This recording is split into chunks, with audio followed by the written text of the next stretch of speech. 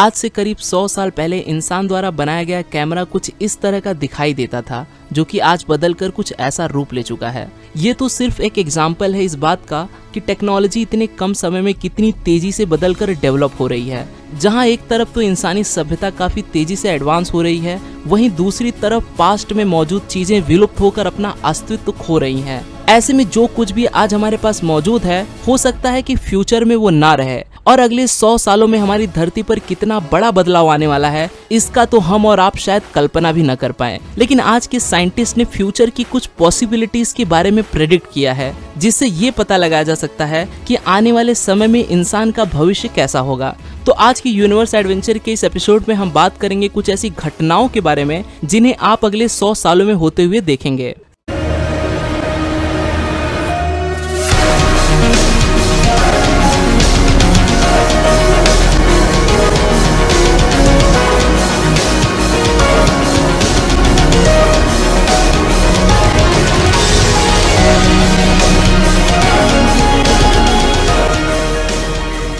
साल 2020 से लेकर 2040 तक हम सभी जानते हैं कि दुनिया की सबसे ज्यादा पॉपुलेशन वाला देश चाइना है और उसके ज्यादातर नागरिक बुढ़ापे का शिकार हो चुके हैं। लेकिन जल्द ही यह आंकड़ा बदलने वाला है, क्योंकि अब भारत दुनिया की सबसे ज्यादा आबादी वाला देश बन जाएगा। इस दौरान बुर्ज खलीफा भी दुनिया की सबसे ऊंची बिल्डिंग होने का खिताब खो चुकी होगी, क्योंकि उसकी जगह जेडा टावर ले चुका होगा। एलोन मस्क के पहले स्टारशिप रॉकेट को मंगल ग्रह पर भेजा जाएगा। यह पहली बार धरती से बाहर किसी दूसरी ग्रह पर इंसानी बस्तियों को बसाने की शुरुआत होगी। वायरलेस चार्जिंग भी एडवांस हो चुकी होगी और अब मोबाइल फोन को वाईफाई जैसी टेक्निक के इस्तेमाल से चार्ज किया जाएगा। धरती पर इस समय पर एक ऐसे डिजिटल फैब्रिक को बनाकर तैयार किया जाएगा जिन पर लगे सेंसर्स की मदद से इन कपड़ों को पहनने वाले इंसान की हर तरह की हेल्थ से जुड़ी कंडीशन का पता लगाया जा सकेगा। धरती पर बड़ी बड़ी बिल्डिंग्स को बनाने के लिए आज की ईंटों की जगह पर इलेक्ट्रिक स्टोरेज सेल्स का इस्तेमाल किया जाएगा, जो सूरज की रोशनी से चार्ज होकर बिजली पैदा करने का काम करेंगी। घर घर में रोबोटिक डॉग्स का इस्तेमाल किया जाने लगेगा। इस समय हमारी गाड़ियां आपस में कम्युनिकेट करने लगेंगी, जिससे एक्सीडेंट होने का खतरा न के बराबर हो जाएगा। भविष्य में टाइटेनियम डाइऑक्साइड का इस्तेमाल बिल्डिंग से लेकर कपड़ों तक पर किया जाएगा, जिससे बिल्डिंग्स पर धूप पड़ने से ही वो अपने आप साफ होकर कई सालों तक नई की तरह चमकती रहेंगी।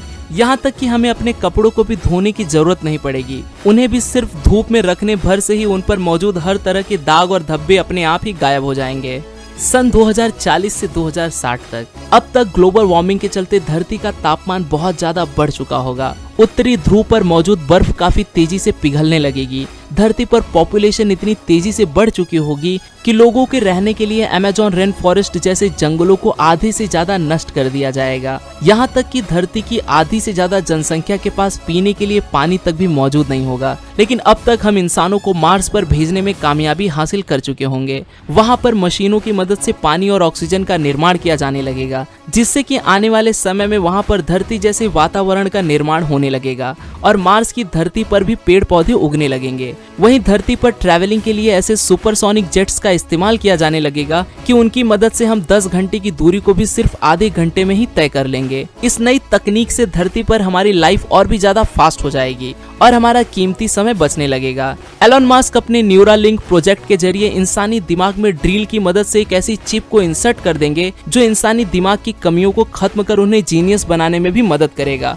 और साथ ही वो कई तरह की बीमारियों को पीड़ित लोगों को भी ठीक करने का काम करेगा। आने वाले समय में इन चिप्स में कुछ ऐसे अपडेशन होने लगेगी जिससे उस समय में इंसानों को बातचीत करने के लिए बोलने की भी जरूरत नहीं पड़ेगी। वो सिर्फ इस चिप की मदद से एक दूसरे से बात करने लगेंगे। मेडिकल साइंस इतनी इम्प्रूव हो चुकी होगी कि इंसान के खराब हो चुके ऑर्गन्स को 3D bio printed artificial organ से रिप्लेस कर दिया जाएगा। यहाँ तक कि कुछ ऐसी टेक्नोलॉजीज भी आ जाएंगी जिससे इंसान मौत पर तो जीत हासिल नहीं कर पाएगा, पर हाँ, उसकी मदद से इंसानी एजिंग की प्रोसेस काफी स्लो हो जाएगी। और 2060 के अंत तक इंसान दिमाग पर इतना ज्यादा काबू पा चुका होगा कि भविष्य के दिमाग को प्रिजर्व कर उसे हाई डिस्क के अंदर स्टोर किया जा सकेगा। और आने वाले समय में उस व्यक्ति की मौत हो जाने के बाद भी उसके उस दिमाग को किसी रोबोटिक बॉडी में ट्रांसफर कर दिया जाएगा और एक तरह से वह व्यक्ति फिर से जीवित हो जाएगा। मेडिकल साइंस में यह समय ऐसा होगा जब सिर्फ एक ही टीके की मदद से हर तरह की बीमारियों का इलाज किया जा सकेगा और उस समय शायद ही 100 साल से पहले किसी इंसान की मृत्यु हो पाएगी।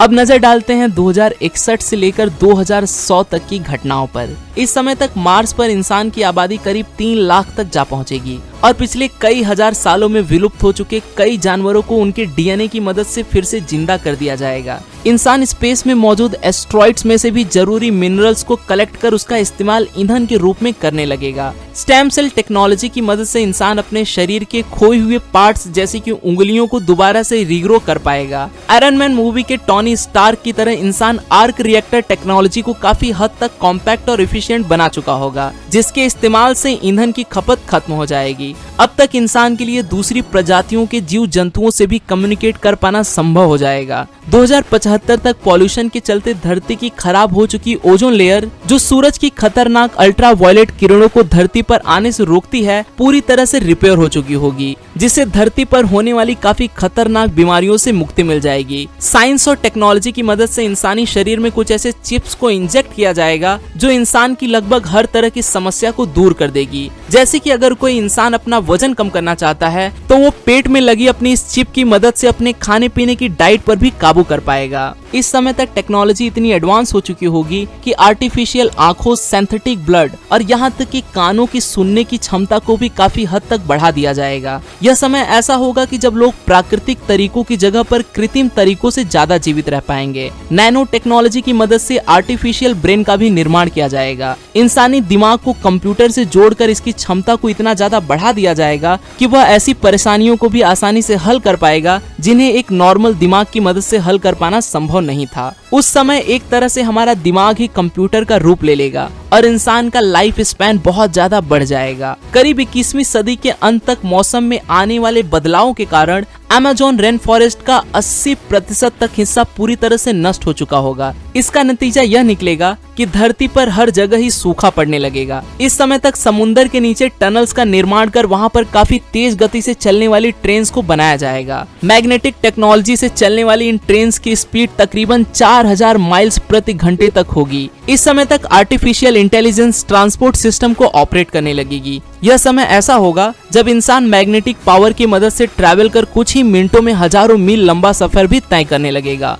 बेसिक मॉलिक्यूलर असेंबलर्स की मदद से इंसानी खाने को मशीन के द्वारा बस एक बटन दबाकर ही तैयार किया जाएगा। सन 2100 तक अंटार्कटिका की लगभग सारी बर्फ पिघल चुकी होगी और इस बर्फ के पिघलने के कारण समुद्र के पानी का स्तर तकरीबन 7 फीट तक बढ़ चुका होगा, जिससे समुद्र के किनारे पर बसे कई देश पानी में डूब चुके होंगे। लेकिन उस समय वेस्ट अंटार्कटिका के सूख जाने की वजह से वहां पर डेवलपमेंट का कार्य काफी तेजी से बढ़ने लगेगा। इंसान यहाँ पर काफी एडवांस ऊंची इमारतों का निर्माण करने लगेगा। नतीजतन धरती के इस एरिया में भी जनसंख्या काफी तेजी से बढ़ने लगेगी। धरती पर मौजूद सबसे खूबसूरत वाटरफॉल यानी कि नाइग्रा फॉल्स का वजूद भी अब पूरी तरह से खत्म हो चुका होगा और ऐसी भी संभावना है कि उस समय 1 किलोमीटर से भी ज्यादा डायमीटर जितना बड़ा एक एस्ट्रॉइड आकर धरती से टकरा जाए और धरती से समस्त जनजीवन को ही नष्ट कर दे। अब ये धरती से टकरा ही जाएगा ये पूरी तरह से जरूरी नहीं है, क्योंकि उस समय तक इंसान कुछ ऐसी टेक्नोलॉजी को बना चुका होगा जो धरती को किसी भी बड़े एस्ट्रॉइड से टकराने से बचा सके। हालांकि उस समय तक इंसान टेक्नोलॉजी की मदद से लगभग हर एक क्षेत्र में ही इतनी उन्नति कर चुका होगा कि अब धरती पर से इंसान की मौजूदगी को मिटा पाना लगभग असंभव ही हो जाएगा। लेकिन फिर भी भविष्य में धरती पर कुछ ऐसे इवेंट भी हो सकते हैं जिनकी वजह से इंसानी सभ्यता पूरी तरह से खतरे में आ सकती है।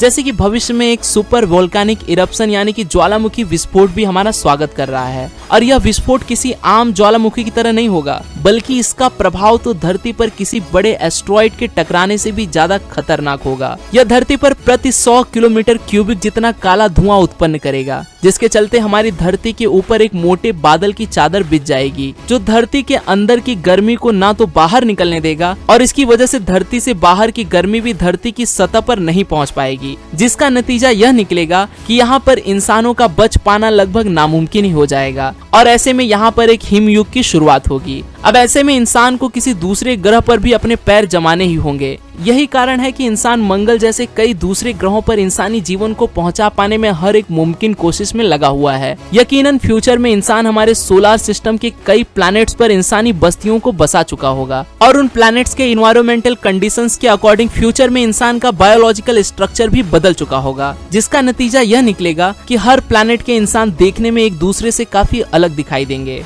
अब आपको चाहे इस बात पर यकीन ना हो, लेकिन इन सब की तो शुरुआत भी हो चुकी है। एलन मस्क की स्पेस एक्स और दुनिया भर की स्पेस से जुड़ी एजेंसियां इंसानी जनजीवन को किसी तरह से धरती से बाहर स्पेस में पहुंचाने पर जुटे हैं। एलन मस्क तो स्पेस एक्स के सबसे एडवांस रॉकेट स्टारशिप को 2018 से मंगल ग्रह पर पहुंचाने के काम में लगे हैं, जिसके चलते वह इंसानों को मंगल पर पहुंचाने से पहले वहां पर इंसानी जीवन को बसा पाने के लिए जरूरी सामान को इंसान से पहले ही पहुंचा देना चाहते हैं। लेकिन आखिर यह सारा काम कैसे किया जाएगा? क्या सच में एलन मस्क साल 2100 तक लाखों की संख्या में इंसानी आबादी को मार्स तक पहुंचा पाने में कामयाब हो पाएंगे? अगर एलन मस्क की बात करें तो उन्होंने इन सभी सवालों पर हामी भरते हुए इसका जवाब काफी पॉजिटिवली दिया है। तो क्या आप जानना चाहते हैं कि इंसान को मार्स तक आखिर कैसे पहुंचाया जाएगा? कैसे वहां पर नए सिरे से जीवन की शुरुआत की जाएगी? और आखिर वहां पर इंसान का रहन सहन और खाना पीना कैसा होगा? अगर जानना है तो मुझे कमेंट्स में अपनी राय जरूर बताएं। मैं आपके इन सारे सवालों के जवाब में एक अलग से पूरी वीडियो लेकर जल्द ही हाजिर होऊंगा। अगर ये वीडियो अच्छी लगी हो तो इसे लाइक करें और आप इस वीडियो के बारे में क्या सोचते हैं मुझे कमेंट्स में जरूर बताएं।